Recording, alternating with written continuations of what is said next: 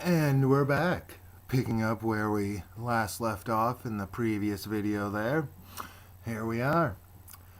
That's the reality as they see it. The question is, what are we going to do about it? Another team member continued with considerable passion. I don't think we realize how important our role is in the business of First Guarantee.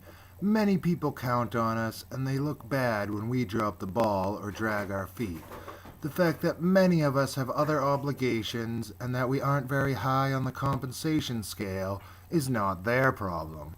They're just trying to serve the customers who pay our salaries, and we're seen by them as impediments to high-quality service.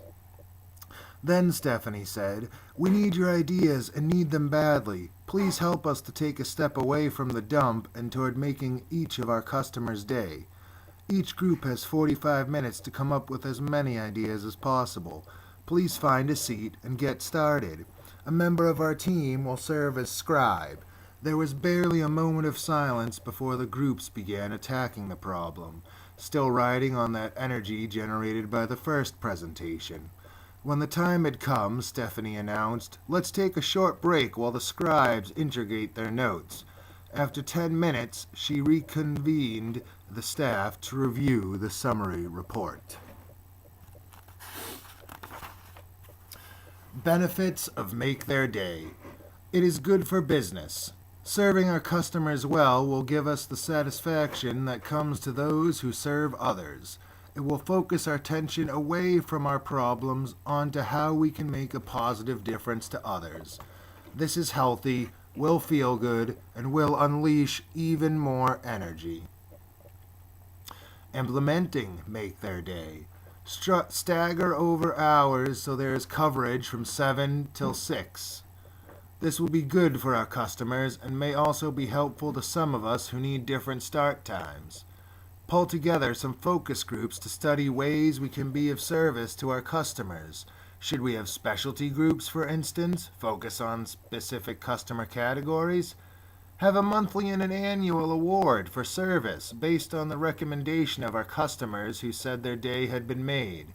Implement a 360-degree feedback process that includes our customers. Appoint a special task force dedicated to surprising and delighting our customers. Ask our key customers to come out and play once a month. Study what it would take to implement the Moment of Truth idea, which started at SAS, Scandinavian Airlines. We would try to make every transaction with our customers a positive transaction. Mary Jane quietly rejoiced. "If they care this much, we can turn our department around. Stephanie is on fire, and her group shows signs of catching the same enthusiasm. We can do it. I know we can." Out of the corner of her eye, she noticed that Lonnie had a pleased look on his face. The Be There team. The Be There team took an entirely different approach, which offered a welcome change of pace. With soothing music playing in the background, one of the group members said, "Close your eyes and relax for a minute. Breathe deeply as I guide you through a number of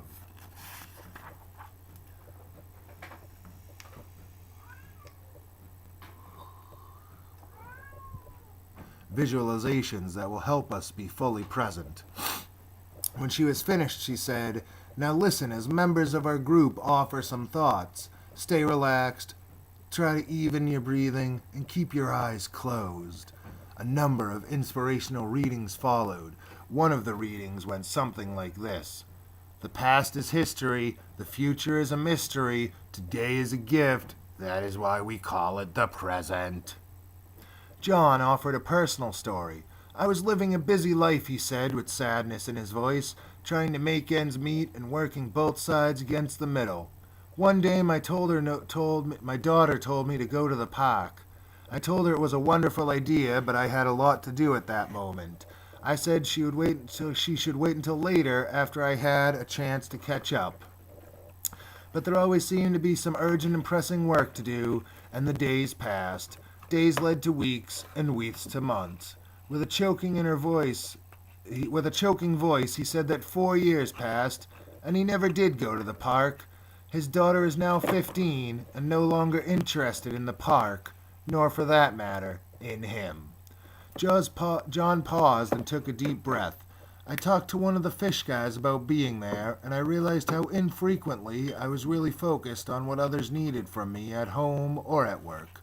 The fish guy invited me to visit the fish market with my whole family. My daughter didn't want to go, but I finally wore her down and she came along. We had a good time and I worked on being there for my children. When my wife took my son down to the street to the toy store, I sat with my daughter and told her how sorry I was that I really hadn't been there for her. I told her I hoped she could forgive me and that while I couldn't change the past, I let her know I was now dedicated to being there for her. She said, I wasn't that bad a dad. I just needed to lighten up a little. I've got a ways to go, he said, but I'm improving. Being there could help me recover something I wasn't aware I had lost, a relationship with my daughter. After John was finished, Lonnie whispered to Mary, the first guy was Jacob. He had been higher than a kite ever since. He's a new guy, and it was his first taste of really helping someone.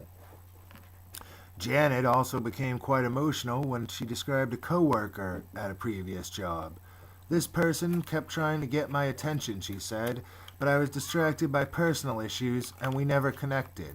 Then all hell breaks loose. It seems she was in way over her head and was covering up the lack of progress by issuing imaginary reports. By the time it all came to light, it was too late to correct. She lost her job, the company lost a client and a great deal of money, and I eventually lost my job because we were unable to replace the work. All of this could have been avoided if I had been there for a coworker who was reaching out for help.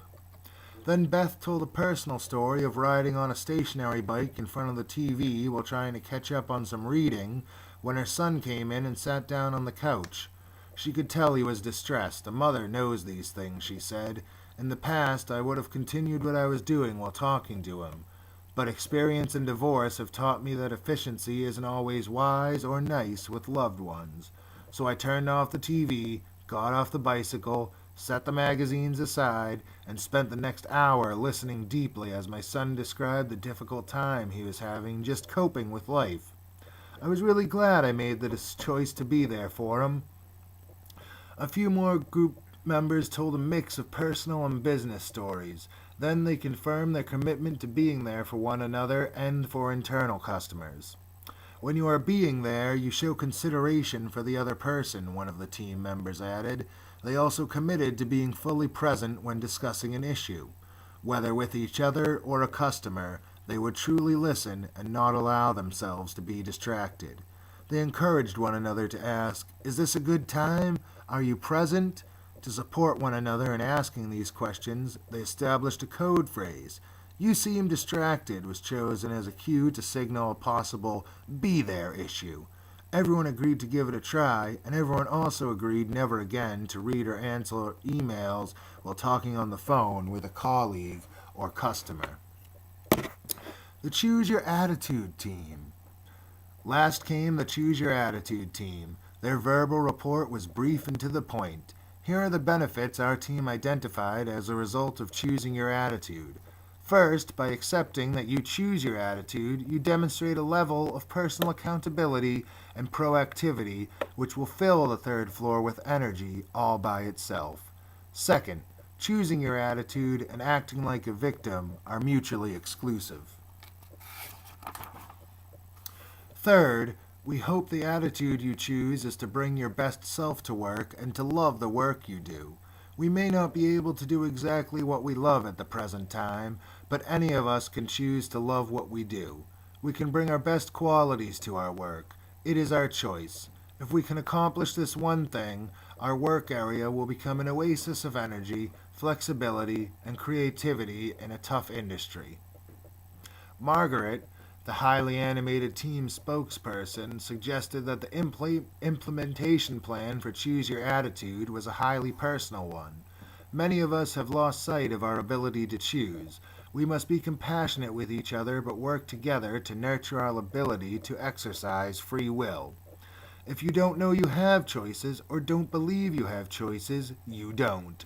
There are people in our group who have had some very difficult life experiences.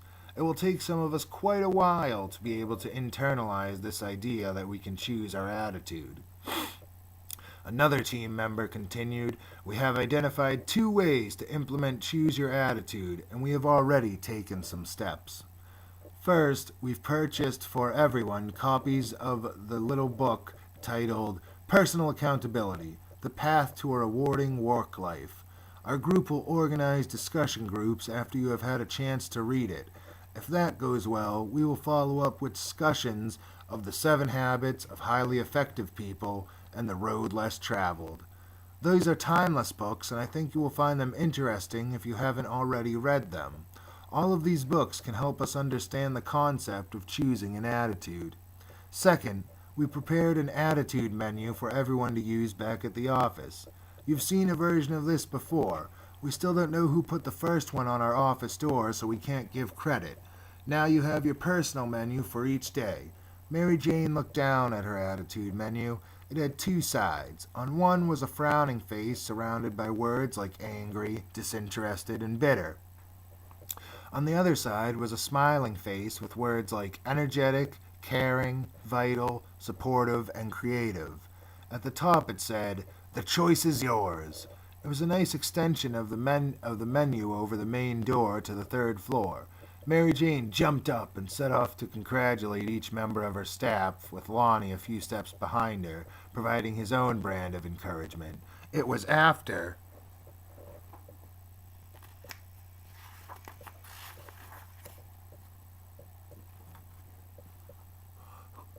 lunch before she finished talking with each person.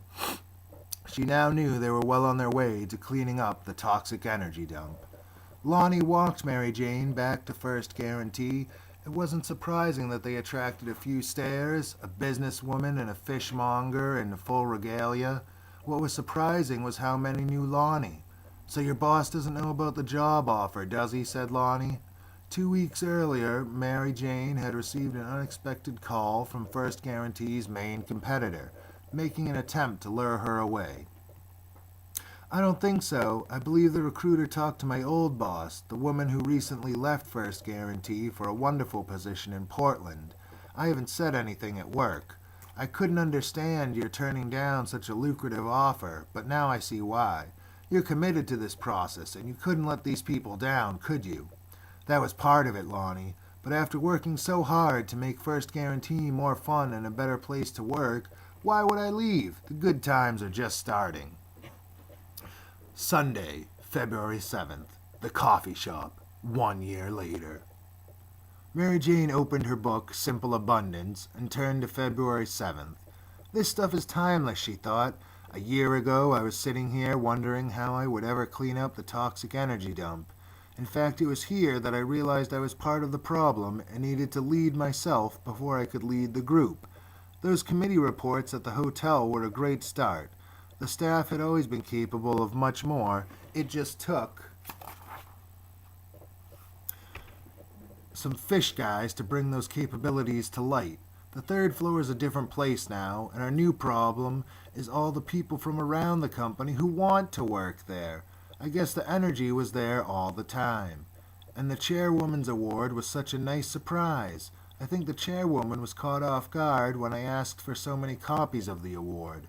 1 for me, 1 for Bill, 1 for each employee in the department, 1 for Lonnie, and each of the other fish guys. I enjoy seeing it hanging above their cash register at the world-famous Pike Place Fish Market and displayed prominently in Lonnie's living room. She opened her journal to one of her favorite selections she had transcribed, a piece written by John Gardner on the meaning of life. Meaning. Meaning is not something you stumble across like the answer to a riddle or the prize in a treasure hunt. Meaning is something you build into your life. You build it out of your own past, out of your own affections and loyalties, out of the experience of humankind as it is passed on to you, out of your own talent and understanding, out of the things you believe in, and out of the things and people you love, out of the values for which you are willing to sacrifice something. The ingredients are there. You are the only one who can put them together into that pattern that will be your life.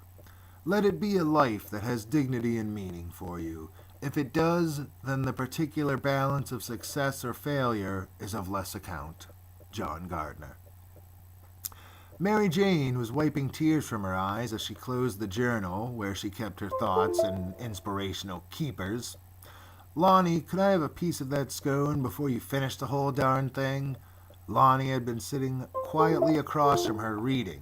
He pushed the plate over to her. When she reached down for the scone, she found instead a small diamond engagement ring sitting in the large open mouth of a fish head. She looked up at Lonnie, who had a large question mark on a nervous face.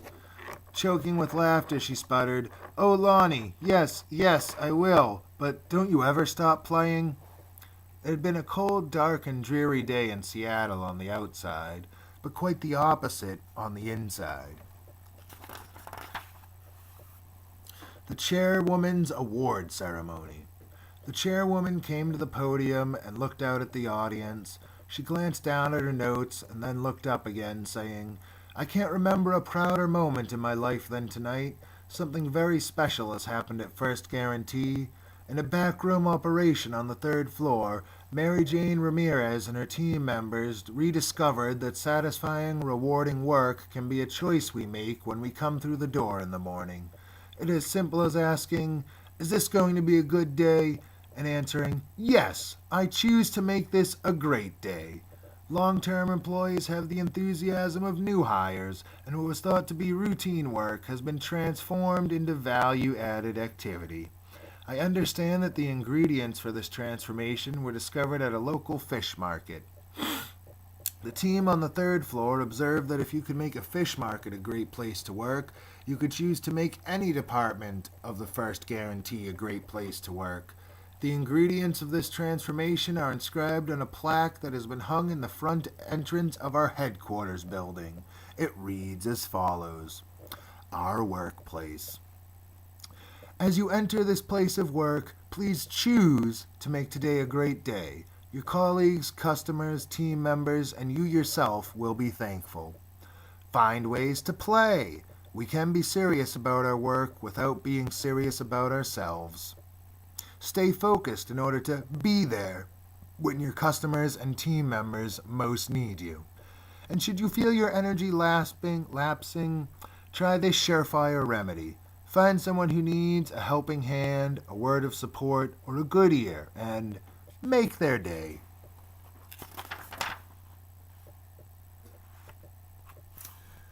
So that's the end of the actual book here, but then there's a little blurb part here where it's fishing lessons. Now that you've read Fish, the question is, how do I bring this into my life? Here are some fundamental lessons we have learned from people who have successfully applied this philosophy at work and home. We have also included 4 stories taken from real life that show each of the practices in action. In each story, a light heart, a will to serve, a commitment to being present, and accepting personal responsibility for your choice of attitude have paved the way to personal or organizational transformation. Who are you being? Fish is not a set of rules or a checklist of steps to complete. It's a way of thinking, a lens that helps you see more clearly how to be the person you want to be. The practices of Fish help you to be more aware of who you are being while you're doing what you are doing. It starts with you. No one else can live Fish for you. No matter what is happening around you, you alone are in charge of choosing how you want to live. Your choice attracts others. When you live Fish, you experience a positive change in your relationships and in yourself. Like-minded people will notice and ask, "What are you doing? How can I do it too?" Your words create your world. The way you speak affects how you think and act. The Fish practice offers a positive language that shifts your conversations, both internal and external, toward what you can do to make life better for each other.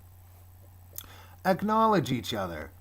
In communities that keep the spirit of Fish alive, members recognize each other for living it. When you see a colleague living one or more of the practices with a customer or coworker, thank them for what they did and who they were being while they did it. You will make their day and reinforce your mutual commitment to fish at the same time. Lead by example. The most effective leaders today lead through their example. If you are a leader, and we all lead from different places, the fish philosophy is a powerful way to practice servant leadership. If you want your team to live fish, first live it yourself. Fish is a way, not a day. When introducing fish, some organizations focus on play first, and they think it has to be a day, such as Crazy Hat Day or Fun Fridays. Any activity that brings colleagues together in a spirit of camaraderie, appreciation, and fun is good. Just don't forget about the rest of the week. You can find joy at work and make a positive difference even if you're not wearing a goofy tie. The fish practices work together. The 4 practices are interconnected. When you find one, you'll find the others. Well, each of the following... That's about it. Then it's just like blah blah blah, like this company implemented it and did this and all that jazz. So that's not exactly part of the story or the book. So basically, they want you to utilize the fish method, choose your attitude, play, etc., etc. Just more of all this happy nonsense here and all that jazz. Where is it again? Hold on. Let's see here. Okay, hold on.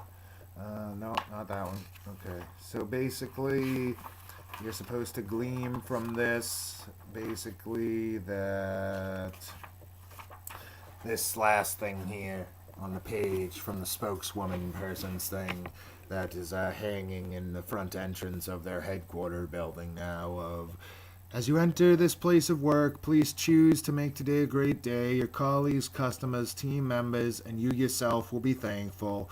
Find ways to play. We can be serious about our work without being serious about ourselves. Stay focused in order to be there when your customers and team members most need you.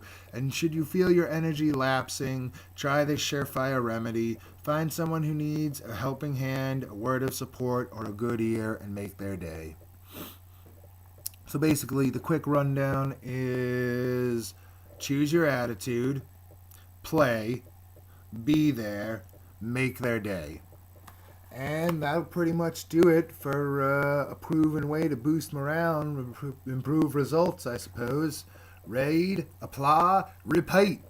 So good luck, have fun on your trip and such, and yeah, this crazy Von Earl thing works pretty snazzily, I must say. I'm going to have to get some new pods, but...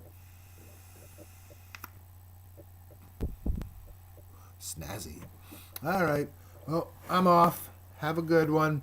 Today's going to be a great day, delivery day, and all that fun stuff with the other two, and then those two showing up, so that'll be a lovely old time. So, yeah, enjoy your time off. Don't worry. Enjoy. Everything will be taken care of. I'll let you know how everything went when you get back.